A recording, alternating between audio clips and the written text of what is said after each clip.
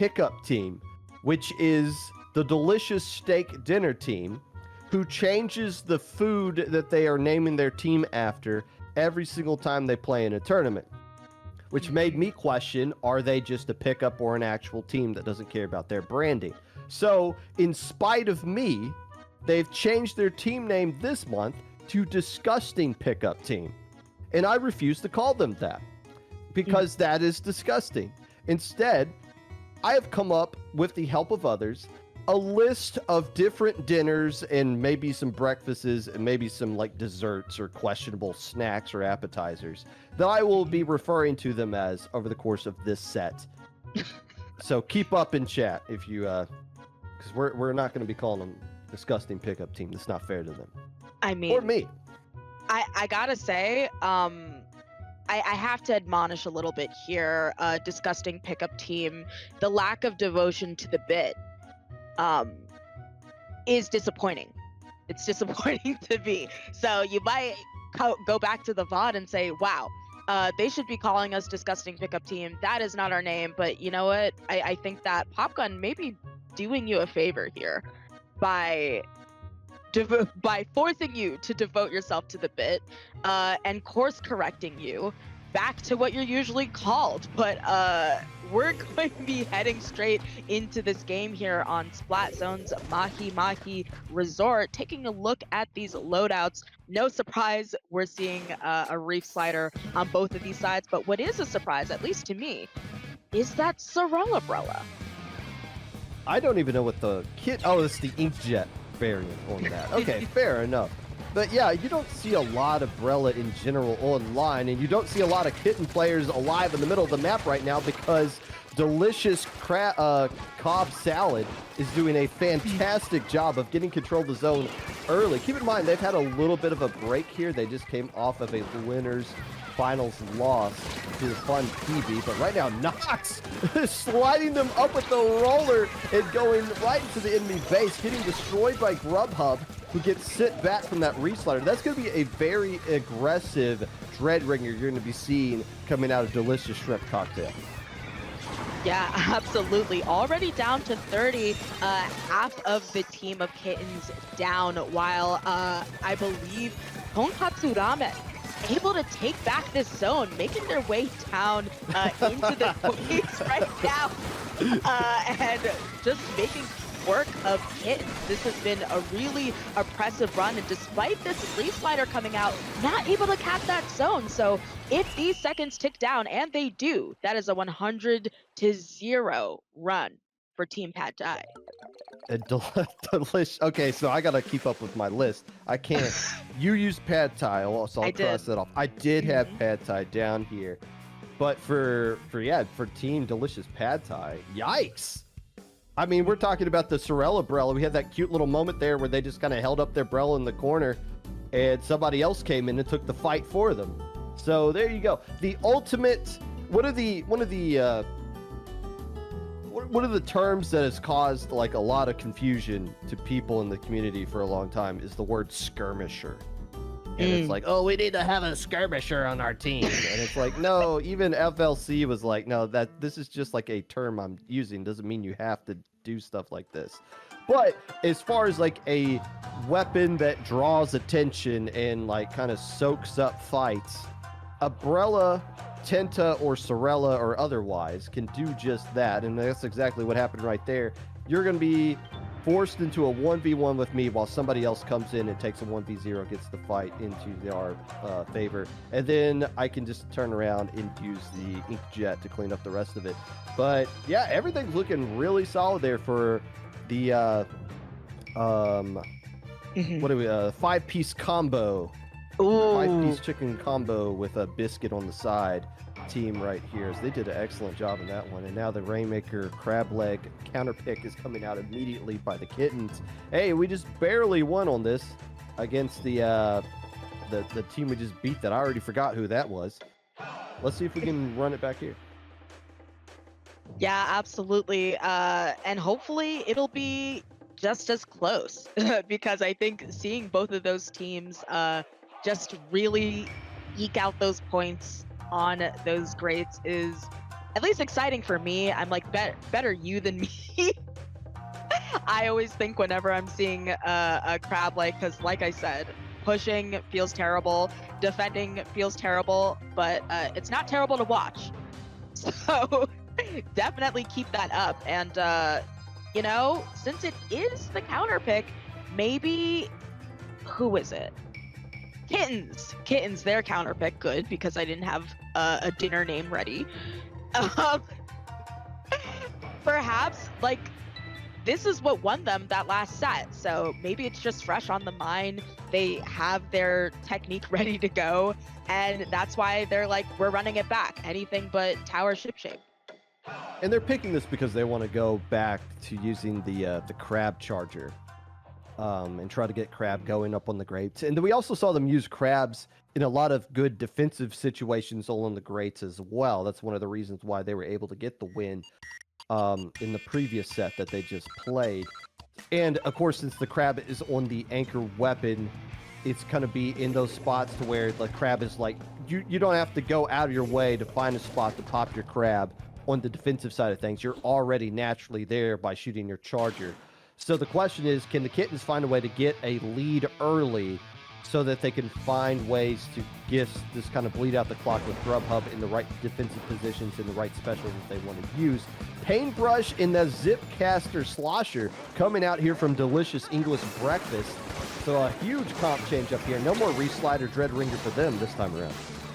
Yeah, very interesting weapons indeed, especially because that's going to be the V Paintbrush, of course, the one with Wavebreaker rather than the one with missiles. So we'll see how that ends up working out for them. Right now, Noxie just going down after a bit of just running around there aimlessly. And I think both of these teams just trying to get the picks and the paint down that they can, but very swiftly. Two members of Kittens going down. I think that they're trying to kind of pre-paint that section despite the fact that they've essentially lost mid, and it's just looking like a scramble in mid. Chicken Marsala has two specials at the ready, and I think they're gonna be able to push with, I thought they would be able to push with that depth, but seems like no dice. Yeah, Delicious Fried Calamari right here only has the Zipcaster bucket ready to go, and that is Line Marker as well, another sub that you would forget is in the video game until you just see a line go across and be like, oh yeah, there are some weapons that have that sub on top of it. Mini doing a great job of eliminating the Zipcaster. Splatlings in general just kind of doing a good job of dealing with that special. So if you can find ways to be effective with the Mini, you're going to be in a good situation right here. But still, nobody's able to really do anything on the scoreboard just yet. It's been a defensive struggle with 2 minutes about going by. Here comes Board AF, who is doing a good job of clearing out the way. Can they get the Rainmaker on top here and get it there before any defense gets set up? Yeah, I think two members going down on both sides. Interestingly enough, I think that we've seen so much use and value out of that inkjet, and I would argue most people, myself included, I would just say that this is a weak inkjet map. You have those crates and you just kind of sit on them when you try and push ever, but with three members down there by Kittens, delicious rice and peas and chicken. Yeah, a little Caribbean here. Gonna go down before they can even finish that. Yeah, I wasn't. You're like, what? A Caribbean dish? Nope, it's because of what we saw on screen. I wasn't questioning your food choice. I was more so stunned by the fact that in a 1v3, the Mini was able to splat the Rainmaker and prevent them from getting the checkpoint, which they still haven't done right here. This should have been a cleared checkpoint a little while ago by Delicious Fried Calamari. Instead, they're stuck here trying to find ways to climb this tower. Surely they're going to get it right here. Yes, they do, but they still have the dodge to the Mini on top of that as well. By the way, a lot of time's been bled off the clock. 3 minutes are already gone. We just now cleared the first checkpoint, and the Kittens are they going to get this cleared out? I think this is going to reset, because this Mini is just literally camping on top of it. But, oh, you grab it and slip past all of it. Calculating the rev rhythm there, the Mini just sat right on top of it, and that's a huge chunk of points added to their lead. They get wiped out on top of it, though. Absolutely, but I think obviously it worked out for them, but what did they have to lose? At worst, they go down, they get sent back to spawn, but right now it just kind of feels like they're at a stalemate, so it was super important for them to eke out those points, especially considering that delicious steak dinner has yet rather they have gotten their check and they've denied Kitten getting their first check as well. So right now we have just under 1 minute there, 3 members down from Kittens, which means we're going to get a nasty run to that final check. They might even be able to dunk it, and they goodness. Despite the wipeout notification at the end, Kittens is not fast enough, leading us to a 2-0.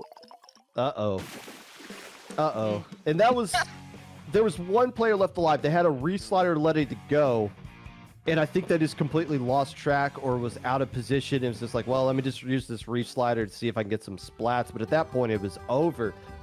Everybody focused in the wrong spot, and the Kittens just lose track of the Rainmaker in a heads-up play by Delicious Tuna Casserole to able to grab the Rainmaker and slip past everybody.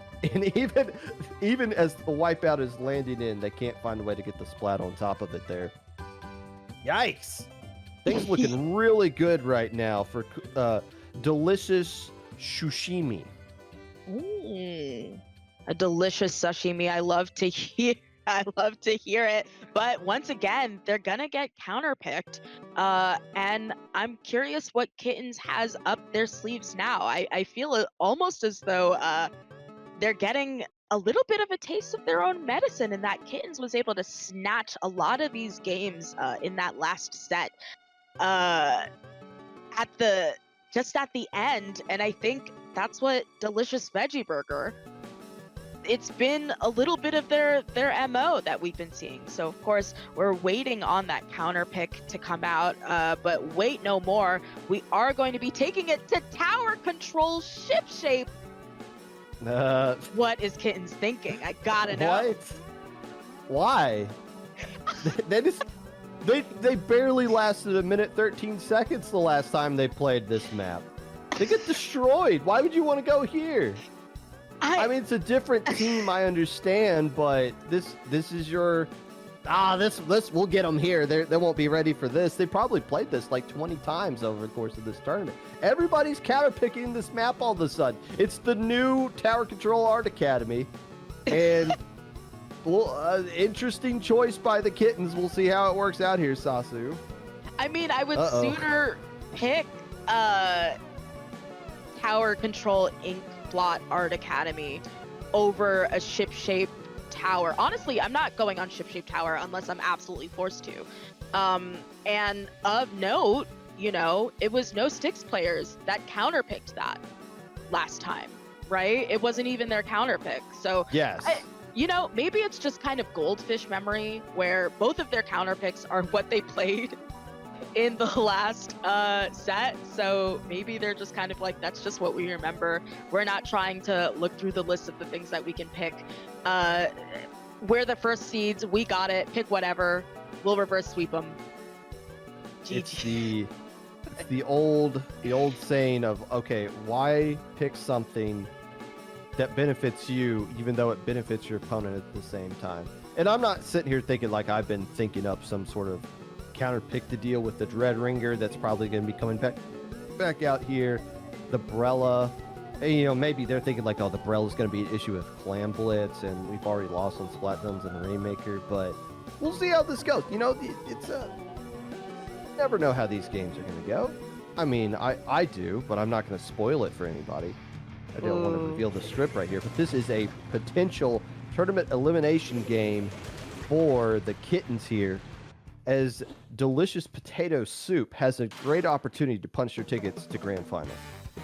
Yeah, absolutely. Of course, they are at step point. So Kittens, our first seed, has their backs up against the wall in this game with a very interesting pick. They lose this, that's just about it. We are in the losers bracket finals here, but 3 of the members already going down for Delicious Steak Dinner into a wipeout, meaning Kittens. They are not kidding around already with a strong start here. Listen, you may be the dad, but I've got some of the dad jokes raring to go, Popgun. Oh, both teams are going to look back at this one and watch the VOD and be like, oh, what are they talking about this whole time? But you know what? We're having fun. And so is Grubhub right now, sending Deltor back to the Shadow Realm as they approach the second checkpoint, the most important checkpoint, and the last one in the way right here. The Reef Slider collides onto the tower. 2 kittens get smashed, and there's just the mini left to go. So they don't clear that second checkpoint. They get to 19 remaining, but it's tower control ship shape. Who cares? There's no such thing as a lead on this map. The good thing is that the second checkpoint has not fallen yet, but the kittens still put up a lot of points on the board. There's plenty of time, though, for things to go haywire. Yeah, I will bring attention to the fact that you said 2 kittens get smashed. I think that is imagery for idiots in chat to run with.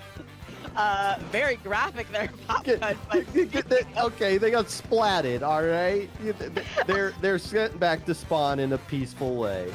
Mm-hmm. Kind of. I mean, they did explode. Absolutely. And speaking of exploding, 2 kittens exploded on Team Kittens there as the Reef Slider comes out and claims yet another one. Disgusting. Ooh, my mistake. Almost misnamed them a little bit there. Delicious rice and peas with their finally getting some points on the board, down to 75, making their way through this checkpoint here as they take the port area. And quite frankly, really strong having a jetpack here, putting a lot of pressure, especially on that top right. If they play their cards right, and they did not, they will not be getting the lead here. I wish Inkjet was something that was more used in the meta. I mean, I understand why. It's not on a lot of great weapons, but Inkjet just seems like a special that's not brain dead and requires like an actual amount of skill to be really good at it and be really effective with it. The problem is that if you pop it in the wrong spot, somebody can just throw an Ink Stride at the right time, and as soon as you land, you get evaporated. But still, first checkpoint does fall for a delicious pork tenderloin dinner, and they are taking the stab at the second one here. There's still 2 minutes left to go. Here comes another Inkjet being deployed from the tower. Who are they shooting at? I don't think anybody was there. They must have thought someone was sharking in that ink. And a little bit of a misuse of that special, and the kittens take advantage of it. They were shooting at their own demons, I think there, you know. And missed. Apparently, and you know, I think Inkjet meta just sounds impossible to me. I don't think it'll ever happen, unfortunately, but who knows? We'll see. But 2 falling victim to that Reef Slider means that I think in total, just about a delayed wipe happening here on Kittens, and delicious poutine. Just really putting the paint down, trying to lock out Kittens so that they won't be able to put any sort of effect on that tower. And we have a segmented triple Ink Strike coming out there. 2 Reef Sliders just like passing ships in the night, going past each other. And I think we have delicious sticky rice about to take this lead. And that's a huge lead, too, because they cleared the checkpoint. So now the kittens have a lot to clear. Even if they can find a way to get past this, here comes Grubhub trying to jump onto the tower. And delicious lamb curry has just 3-0'd the kittens. They are now going to grand finals with another rematch against Fun PB. Oh, wow. I think, unfortunately, it was a major misstep for Kittens to pick a counter pick that they lost in last set. I think we were kind of questioning this choice, and granted, certainly not as bloody of a match as we saw the last time around, but you know, perhaps some better choices could have been happening here for this counter pick, and I think it didn't necessarily do them any favors here, Popka. The goal that they had The win condition. I'd like to hear that. Yeah. Somebody said the word win condition during Splat World Series, and now that's something everybody's talking about. Well, what's the win condition right here? And you'll hear commentators say, like, somebody's just like painting the zone. It's like, oh, they understand the win condition. Like, oh, really? That's it? Just like painting the zone. The win condition there for the Kittens was saving the resources and attacking at that second checkpoint when it got there. They burned everything to prevent the tower from getting to that second checkpoint, which didn't happen because all the specials were being used by delicious creme brulee at the same time as well. So that ultimately led to this awkward situation of the tower's at the second checkpoint and there's nothing you can do to stop it. So the snowball has gone a little bit too far down the hill in a quick 3-0. The disgusting pickup team will give you credit for that because you have found your way as a 4-2 team on Saturday, by the way, to bounce back from your loss to get a 3-0 win over the Kittens, and now you're going to be going up against the Juggernaut Fun PB in the Grand Finals, which is going to be coming up next. We got to come up with more dinner names. You guys got to take a bathroom break and get your popcorn ready because we are going to be giving you Grand Finals coming up next, right here on IPL.